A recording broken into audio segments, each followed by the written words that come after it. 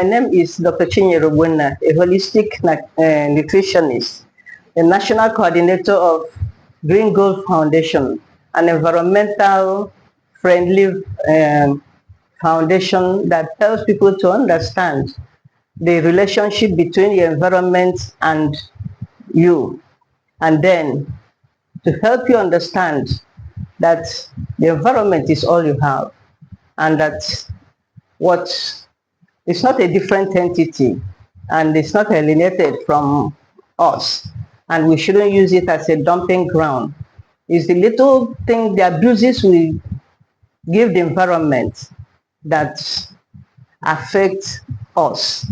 And again, they will break that sustainability.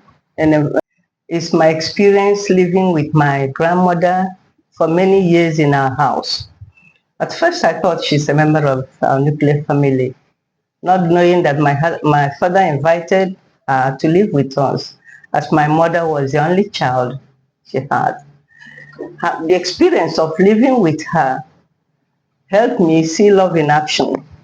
It helped me see the needs of the elderly. It helped me to understand things from their proper perspective. And in fact, from that experience, I saw, like I said, I saw love in action.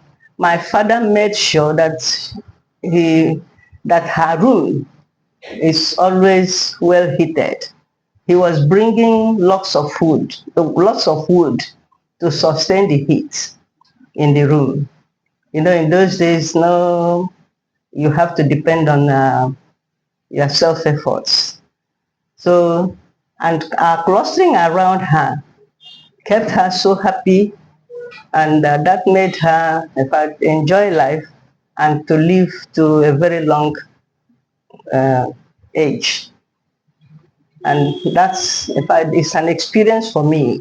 And with that one, I could consider the situation in the country now, because we have lost such scenarios. It's because of civilization now. The children, they go out for white-collar job. The children and the grandchildren, they pursue education, and nobody is left in the family now with the old, with the aged, and which makes it very difficult now for children to care for their aged parents effectively. And well, this issue, I believe the younger generation will have a way of working around it, because it's a problem to the younger generation, because we don't have social security or planned social security in the country. And if we don't fashion out anything now, it will really be difficult for the younger generation. Thank you very much, Ma. Thank you so much. Please, Ma, do you mind telling us one of the moments that changed everything in your life, your achievements, you're a nutritionist, a holistic nutritionist? Do you mind sharing some career tips for us and a moment that was changing in your career? Well, I will start by saying things that changed my thinking. One of the things that changed my thinking, I was brought up in the rural area, and then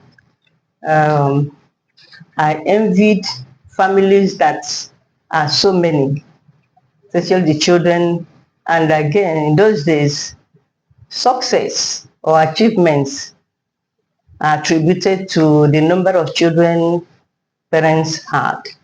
And looking at it, I envied them. But when the principal dies, the confusion and the problems in the family made me think twice, made me have a rethink, because there's always confusion, there's always problem in the family and all that. With that, I don't envy polygamy, I hate polygamy.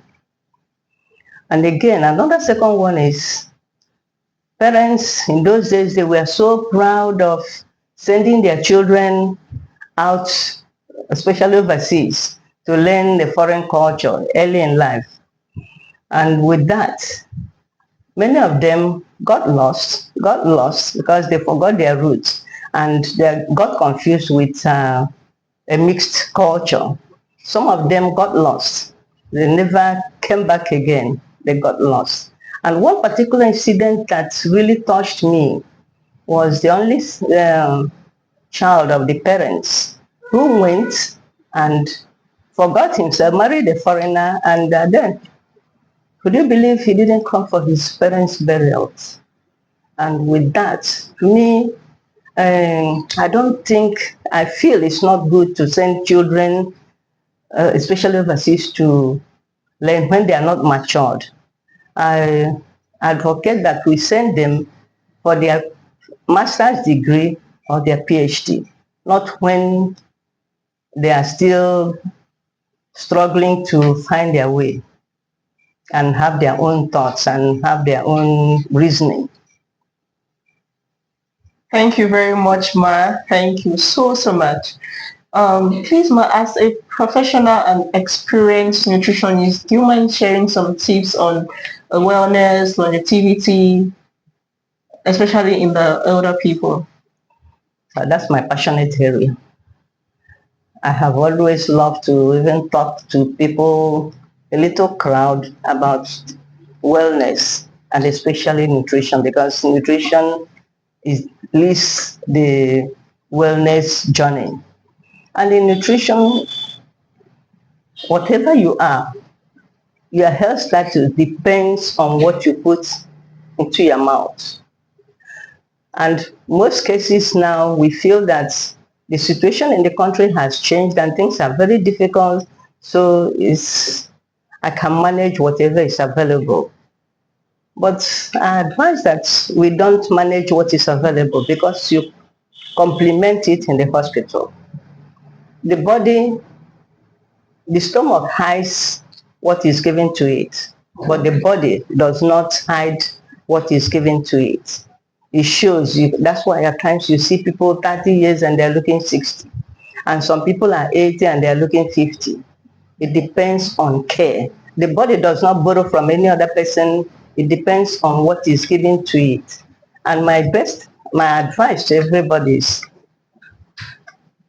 make sure you know what the body needs to function properly, and then where to find the ingredients. They are so much abundant in nature. We shouldn't go for the colored and highly processed food. They are not for us. They are not for the body. And the wholesome food which our ancestors, which our grandparents ate, was the best for the body. And that's why many of them enjoyed longevity. And that's when we had people who live up to 100, up to 100 and something in good health. I know my father lived up to 108. And even the day he died, he came out from his room, had his morning tea, and went.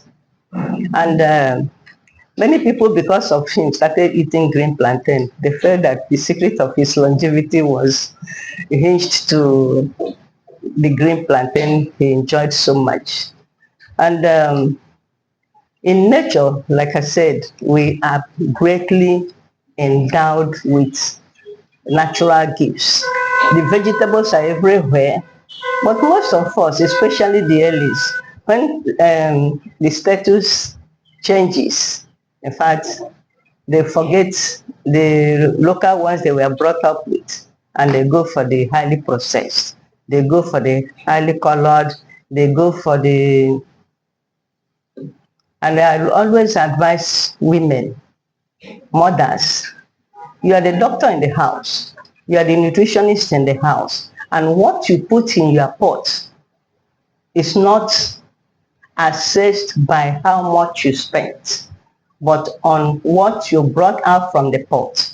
And because that's what benefits the body. You can spend so much on food, and at the end of the day, you have only brought out to the plate what will increase cholesterol, what will make you obese, what will cause heart problems, or even damage the kidney or liver.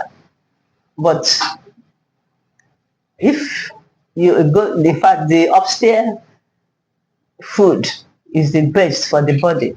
It helps.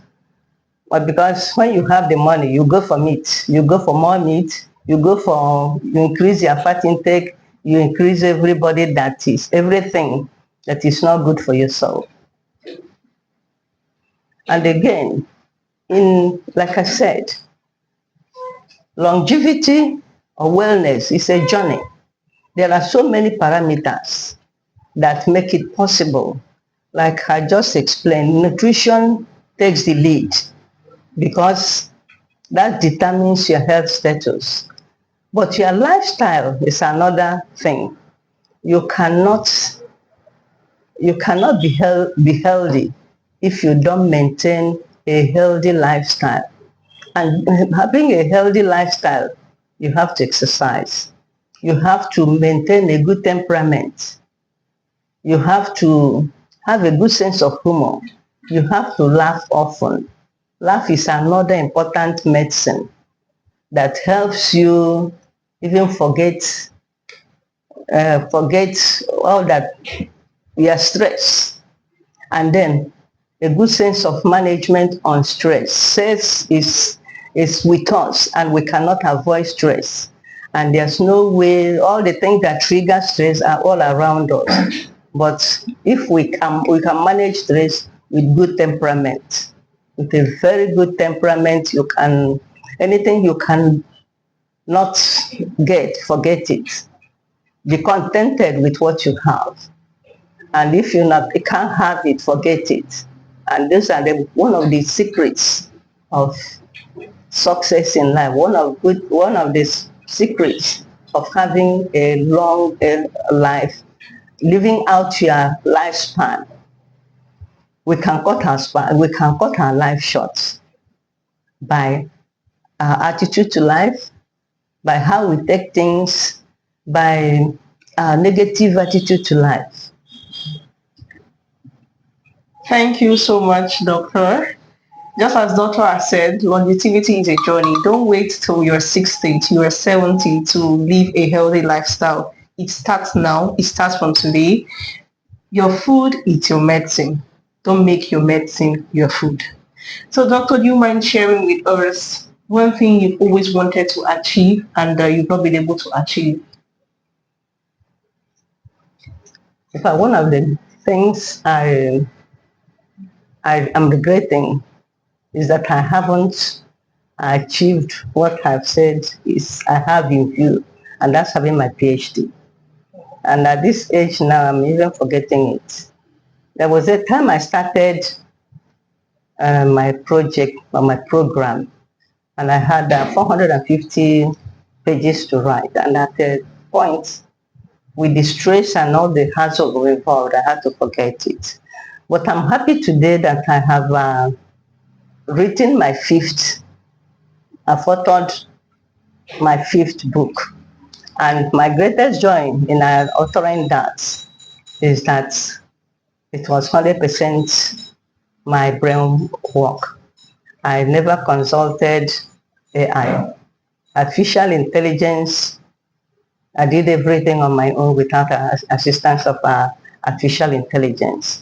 And in the book, I highlighted that success is not a scarce commodity, that anybody can succeed if you have what it takes, like not seeing hard work as suffering, having a positive mindset, and having your self-motivation on anything you want to do. You don't want to achieve anything because somebody wants you to, you wouldn't achieve it because you are not self-motivated. And most often people start off on the long run, not even on the long run. They'll give up because there are challenges on the way. And many will keep planning for years without implementing anything. But you start your journey the minute you step forward. The road to success is not royal. It is lined with problems, challenges, and all that. And many people feel that successful people are people born with the silver spoon in their mouth. It's not true. Those people those people fashioned a way out for them. They fashioned a strategy, like in my book, The Secrets of Great Achievers. You find out that one common thing about great achievers is that they maintain a routine, they maintain the habit which they followed, even when it's convenient and when it's not convenient.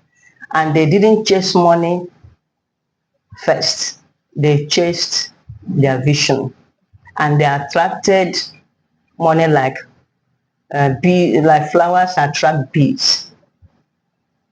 They were consistent, they were committed, and the commitment is that type you describe as rubber stamp commitment that sticks to the envelope, to the destination, and it wouldn't fall on the way. If you don't have that type of commitment, you can easily give up. And then again, that resilience to withstand, that resilience to manage, and then planning and timing and budgeting even your time. Thank you so much, Mar. It was really nice learning a lot today from you, Mar. If you need any of Mommy's book, it will be in the comment section. You can click the link to her seller page. Thank you so much, Mar. Thank you so much, Mar. Do you have any other ideas, any advice for the younger generation? Well, the younger generation, um, I wouldn't say they have a problem, but they have a challenge. The society is, how do I put it? We have the society, especially the younger generation, the rising generation, they are the target of the adversary. And if the adversary, it doesn't have anything to do with the aged like us, the elderly, but the younger ones, he knows he will get to destroy the society. And unless we get them out from before they cross the irreversible hill, for the society, everything will be upside down. And again, the younger generation, they are on the fast track. They don't want to work hard. They want an easy life. They want to have it the easy way. They follow wrong. Um, they follow wrong what? They follow wrong. Help me out. People. No, they don't follow. Their models, their role models are wrong models. They choose to emulate. And parents, I feel that no amount of crusade will help the society. The homes are where the children can learn a lot that will help the society. The children, parents have a lot of responsibility to guide their children, to train their children and mold their children to become better citizens. And the home is the nucleus of the society. If we fail in the home, like I always tell women, if you fail in your work, in your duty as a mother, no amount of success will compensate your failure in the home. Thank you so much, Ma. Thank you for joining us, Dr. Chinyere OGBONNA. It was really nice having you on the show. Until next time, I remain your host from Miss Chibuzo. Together, let's blossom the lives of every elder around us. Thank you.